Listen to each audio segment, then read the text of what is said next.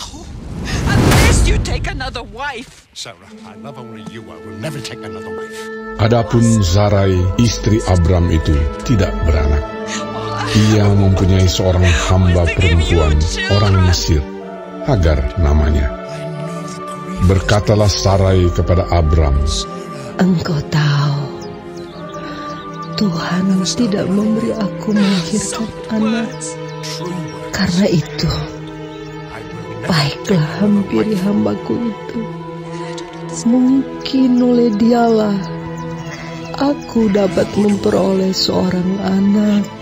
Dan Abram mendengarkan perkataan Sarai. Jadi Sarai, istri Abram itu, mengambil Hagar, hambanya, orang Mesir itu, yakni ketika Abram telah 10 tahun tinggal di tanah Kanaan, lalu memberikannya kepada Abram, suaminya, untuk menjadi istrinya. Abram menghampiri Hagar, lalu mengandunglah perempuan itu. Ketika Hagar tahu bahwa ia mengandung, maka ia memandang rendah akan nyonyanya itu.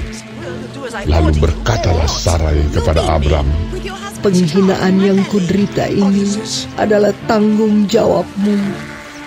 Akulah yang memberikan hambaku ke pangkuanmu. Tetapi baru saja ia tahu bahwa ia mengandung. Ia memandang rendah akan aku. Tuhan kiranya yang menjadi hakim antara aku dan engkau." Kata Abram kepada Sarai, "Hambamu itu di bawah kekuasaanmu. Perbuatlah kepadanya apa yang kau pandang baik." Lalu Sarai menindas Hagar, sehingga ia lari meninggalkannya. Lalu malaikat Tuhan menjumpainya dekat suatu mata air di padang gurun, yakni dekat mata air di jalan ke Syur. Katanya, "Hagar, hamba Sarai, dari manakah datangmu dan kemanakah pergimu?" Jawabnya, "Aku lari meninggalkan Sarai, nyonyaku." Lalu kata malaikat Tuhan itu kepadanya, "Kembalilah kepada nyonyamu. Biarkanlah engkau ditindas di bawah kekuasaannya." Lagi kata malaikat Tuhan itu kepadanya, "Aku akan membuat sangat banyak keturunan, sehingga tidak dapat dihitung karena banyaknya." Selanjutnya kata malaikat Tuhan itu kepadanya, "Engkau mengandung dan akan melahirkan seorang anak laki-laki, dan akan menamainya Ismail, sebab Tuhan telah mendengar tentang penindasan atasmu itu. Seorang laki-laki yang lakunya seperti keledai liar. Demikianlah nanti anak itu. Tangannya akan melawan tiap-tiap orang, dan tangan tiap-tiap orang akan melawan dia. Dan di tempat kediamannya, ia akan menentang semua saudaranya."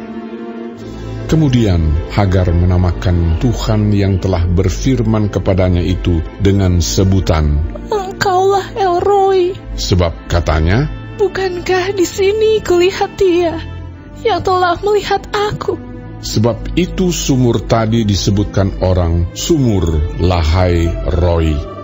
Letaknya antara Kades dan Beret. Lalu Hagar melahirkan seorang anak laki-laki bagi Abram, dan Abram menamai anak yang dilahirkan Hagar itu Ismail. Abram berumur 86 tahun ketika Hagar melahirkan Ismail baginya.